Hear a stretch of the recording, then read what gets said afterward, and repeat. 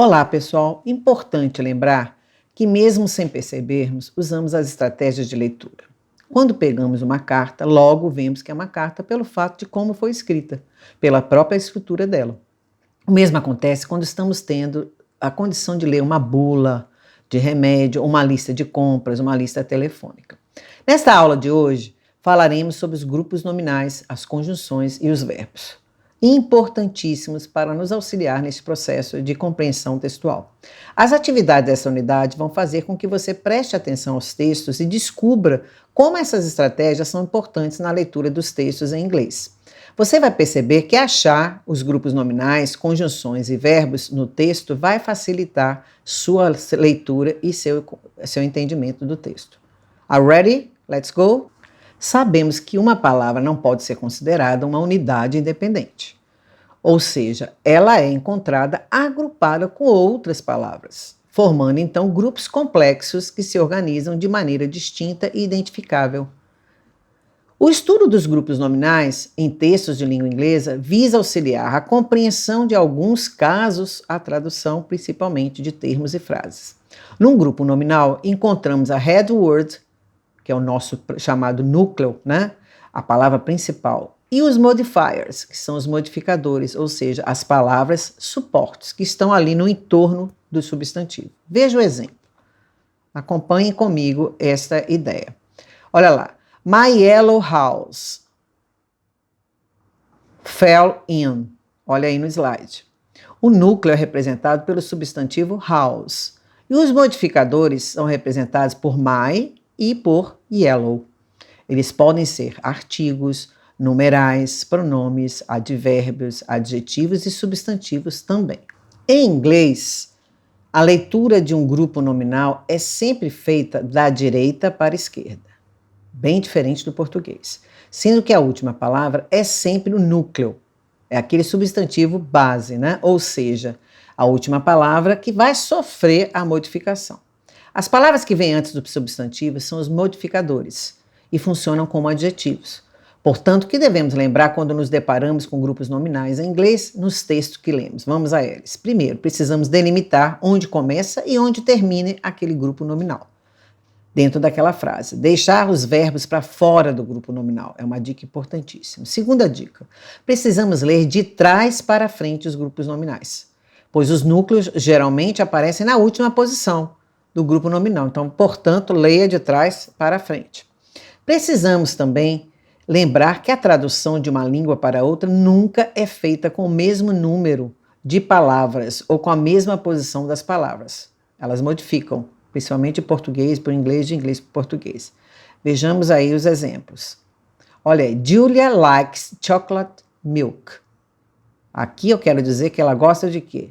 De leite achocolatado. Eu estou vindo de trás para frente. Milk é o núcleo, head word, e chocolate é o modifier. Veja no segundo exemplo. Giovanna likes milk chocolate. Aqui é o contrário, chocolate vai ser o núcleo. Então, que tipo de chocolate? Ao leite. Percebe? Então, a palavra que vem antes, que é milk, é modificador do substantivo chocolate. Vejamos os exemplos dos grupos nominais em português e observe o que de fato mudou. Os núcleos em inglês geralmente aparecem lá na última posição do grupo nominal, ou seja, há uma inversão na posição do núcleo e dos modificadores dos grupos nominais em inglês.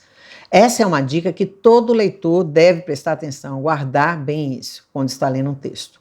Achar os grupos nominais e ficar atentos à inversão que acontece em inglês na hora de traduzir, de trás para frente. Analise essas traduções aí. São as mesmas que eu coloquei no exemplo anterior.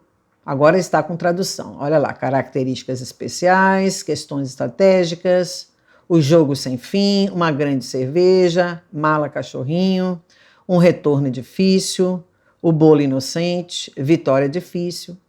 É só observar que é sempre de trás para frente que a gente faz, né? Em geral, a tradução.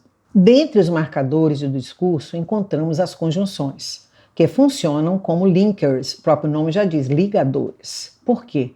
Elas vão relacionar duas orações ou dois termos entre si que exercem a mesma função sintática. Vamos ao slide, porque fica bem representativo. Olha aí a ideia de uma corrente com a chave no meio unindo. Essa é a ideia. Então, connectors linkers ou marcadores do discurso. Nada mais do que conjunções. Vejamos agora alguns exemplos de conectores ou de conjunções. Olha aí. A conjunction links the words, phrases and clauses together in a sentence. Primeiro exemplo. He went swimming after school. O after aí é uma conjunção, né? Após a escola. Então, ele foi nadar após a escola. Segundo exemplo. She got some balloons because it was her birthday. Então, veja que esse because também é uma conjunção. Né? Ela está dando a ideia de causa. A primeira after é de tempo. Quando? Depois da escola. E esse aqui é de causa. Né? Ele recebeu alguns balões porque era seu aniversário. Ela recebeu porque era seu aniversário. E o último exemplo. She had a burger and a milkshake for dinner. Esse and é a junção, né? É uma adição de ideias. Então, ela comeu um hambúrguer e tomou um milkshake na sua janta. Ok? As conjunções se relacionam de forma independente ou sintaticamente equivalente. Essas são chamadas as coordenativas. Vamos ver uma forma prática de a gente memorizar e entender como é que se dá este processo. Olha na imagem, a gente chama de formação mnemônica, forma da gente memorizar, né? Só para você guardar. Ó, fanboys. Esse fanboys é para você lembrar. F de for, A de and, nor, o N de nor, B de but, o O de or, Y de yet e o S de so. For, and, nor, but, or, yet, so. Essas são as mais comumente usadas. Ok? As conjunções subordinativas servem para ligar as orações dependentes uma da outra. Olhemos aí no exemplo as principais. Aí nós temos although, que dá a ideia de apesar, as soon as, quando, because, porque, even though, apesar de, in order to, a fim de, so that, de modo que, until, até, when, quando, e while, enquanto. Então aqui a gente está já vendo alguns exemplos das subordinativas. Vamos agora passar para o nosso último item, que são os verbos. Né? Verbos são palavras, todos vocês conhecem, de uma classe gramatical que vai expressar ações, situações, estados, fenômenos da natureza e desejos. Em inglês, vamos observar os tipos de verbos que se apresentam. Olha aí na imagem, type of verbs, action, linking and helping. Do lado esquerdo nós temos como é que eles se apresentam. Infinitive form, to work, to cut, to go, to sing, to have. A forma básica é assim, o to, work, cut, go, sing, have, drink, eat. Simple past, worked, cut, went, sang, had, drunk, ate. Past participle form, worked, cut, gone, sung, had, drunken, eaten. E o present participle form, são aqueles com ing. Working, cutting, going, having, drinking, eaten. E o present simple, works, cuts, goes, has, drinks, eats. Esses aí estão na terceira pessoa do singular pela partícula S, a gente sabe, então a gente precisa estudar muito os verbos para entender todas essas transformações. Action verbs são os verbos que indicam ações que possuem significado próprio e revelam algo que está sendo realizado pelo sujeito dentro de uma frase, dentro de um contexto. Vejamos aí no exemplo de vocês. The words are action verbs. Por exemplo, ran, slowed, sang, awake, ride, coughed. Então veja que o ran é o verbo correr no passado, né? Swallowed, que é o verbo soar no passado, sang, cantar no passado, awake, acordar no passado, ride, andar de bicicleta no passado, e coughed é tossir no passado. Mas todos esses verbos indicam ações. Então fiquem atentos ao que ele representa dentro de um contexto. Vamos agora ver os linking verbs, chamados verbos de ligação. Né? São aqueles verbos que indicam ação, um estado da natureza, modo, um sentimento, e apontam para uma caracterização também no mesmo contexto. Eles fazem uma ponte entre o sujeito e o predicado. Vejamos um exemplo que está mais claro aí para vocês. Linking verbs. There are 9 common linking verbs. Quais são os verbos mais comuns? O verbo to be, né? Seem, estes que estão aí. O verbo to be no presente, no passado, tá certo? Qualquer forma. Igualzinho em português, tornar, ser, parecer, todos eles que têm essa tradução vão ser os verbos de ligação. To remember these linking verbs, use this saying, all boys in school work. Am, are, boys de be, been, become, in de is, school de seem, work lembra de was e were, uma forma mnemônica também. E aí vamos para o exemplo. The cow is blue. Olha aí, esse is está fazendo a ponte entre vaca, que é o sujeito, né? E blue, que é o predicado. A vaca é azul. Percebe? Essa é a transição lá, a ponte que se faz entre o verbo de ligação, entre o substantivo, não, o sujeito e o predicado. Vamos ver agora os helping verbs, chamados verbos auxiliares. São aqueles que o próprio nome já diz, né? Vão auxiliar na conjugação de outros verbos e por isso recebem esse nome. Eles se unem ao verbo principal na formação dos tempos compostos e das locuções verbais. Verbos auxiliares não vão mudar o sentido, ou seja, não alteram o sentido do verbo principal. Eles apenas estão ali para auxiliá-los, como diz o próprio nome. Vamos ao exemplo aí para entendermos melhor. Olha eles aí. Helping verbs. Os mais conhecidos são o verbo to be, depois nós vamos ver o do, does para o presente, o did para o passado, o will para o futuro e have para o present perfect. Veja aí, Elmer was using the computer. Veja que o was é o auxiliar. Então, Elmer estava usando o computador. Esse verbo using é que é o verbo principal. O sentido de usar não muda em nada. O was ali está acompanhando, então estava usando. Ok? Agora, o sentido verbal nada muda, nada se modifica. Importante salientar que o verbo também indica se o fato aconteceu no passado, no presente, no futuro. Então, vamos ver o primeiro tempo aí, que é o presente, que vai expressar, o próprio nome já diz, um fato, um hábito. Atente para as modificações que vão ocorrer na terceira pessoa do singular. Vamos acompanhar esse slide aí, ó. Present tense verbs. Many present tense verbs end with s, but some end with as or ies. Ou seja, muitos deles estão complementando na terceira pessoa do singular, acrescentando s. Ou es ou is. É bom você salientar. Todas essas regrinhas estão no e-book de vocês. Leiam com cuidado como forma de revisar. E qualquer gramática vai ter esse caso. Então, sleeps, splashes, cries. Olha um exemplo aqui. The bird flies through the sky. O pássaro voa pelo céu. Então, veja que flies é um verbo que termina em y, F-L-Y, né? Sua forma normal. To fly, F-L-Y. O que acontece? Por bird ser a terceira do singular, it, então a gente tira o y, troca por i e acrescenta es. Isso acontece com todos os verbos que terminam em y precedido de consoante. Se fosse de vogal, nada modificaria, só acrescentaria o s, como o verbo to play. Play termina em y, precedido de a, que é uma vogal. Então, nesse caso, na terceira pessoa, só acrescentar o s. Lembre-se disso, reforçando mais seus estudos lá pelo e-book, ok? Vejamos agora o passado. O que ele expressa? Ele expressa algo que já ocorreu, né, num tempo definido no passado. Vamos observar que há os verbos regulares e há também os irregulares. Acompanhemos aí o passado. Many past tense verbs end with ed, but some end with d or ied. Então, alguns você complementa com ed, outros apenas botando o d, porque já termina em e, e alguns você tira o y e bota ied. Vejamos, clapped, all played aqui que eu disse a vocês, né? E tried, ied. Vamos ver o exemplo. The dog wanted a bone. O cachorro queria um osso. Veja que queria é um verbo regular, então a gente coloca aí o ed, wanted, ok? Ele que vai dar a forma do verbo regular.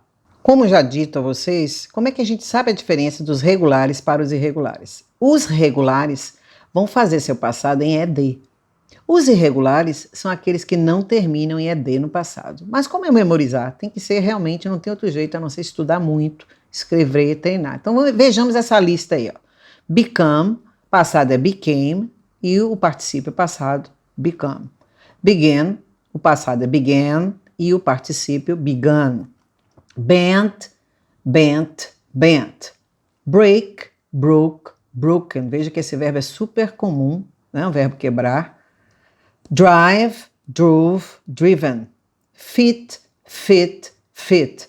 Esses verbos podem ser também de uma única forma. Ele ainda assim é irregular, porque ele não tem o ED. Forget, forgot, forgotten. Give, gave, given. Keep, kept, kept. Know, knew, known. Pay, paid, paid. Show, showed, shown. Esse é um caso muito especial. Importante salientar que, apesar de terminar em ED no passado, o particípio dele não é em ED. Por essa forma, dessa maneira, ele passa a ser considerado irregular. Por quê? Para ser regular, ele tem que ter ED nas duas colunas, tanto no passado quanto no particípio passado, ok? Olha o verbo dormir, muito comumente usado sleep, o passado slept e o particípio passado slept. Tell, told, told. Think, thought, thought. Write, wrote, written. Veja que o verbo escrever é super usado também. Então, estes verbos que eu coloquei aqui são os mais comumente usados, mas vocês devem estudar a lista mais completa, ok? O futuro, o próprio nome já diz, né? Expressa algo que ainda irá acontecer. Em inglês, nós temos 3 formas distintas: going to, will e shall. Observe aí as formas mais comuns nesse slide que nós estamos acompanhando. Veja lá, future tense verbs. Use special words to talk about things that will happen. Will going to or shall am to. Então, nós temos 3 exemplos. Going to start, will enjoy e shall email. Lembrando que shall é uma forma meio arcaica. O inglês britânico ainda utiliza, mas muito raramente. Pode ser que você encontre em artigos publicitários, artigos acadêmicos, é bom que saiba. Vejamos o exemplo ao lado. Will waken at 6 a.m. Então, nós acordaremos às 6 da manhã. Veja que o will aí indica um futuro. Agora que chegamos ao fim, que tal uma atividade prática para que a gente entenda melhor como é que se processam os verbos? Encontre e sinalize a forma verbal de cada sentença nesse exemplo do slide que eu estou apresentando. Vamos lá? Let's practice. Hopefully it will snow this year.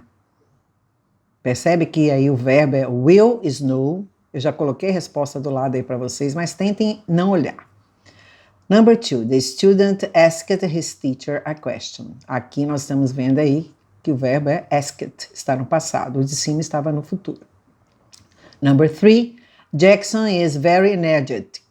Olha aí, o is é o verbo, é um verbo de ligação, né, presente.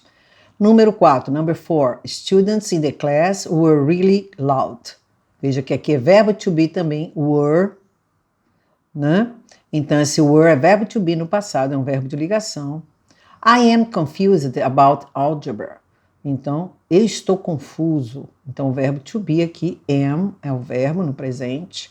The girl sang in competition. A garota cantou na competição. Veja que sang está no passado, é um verbo irregular, porque ele não tem ED em sua forma.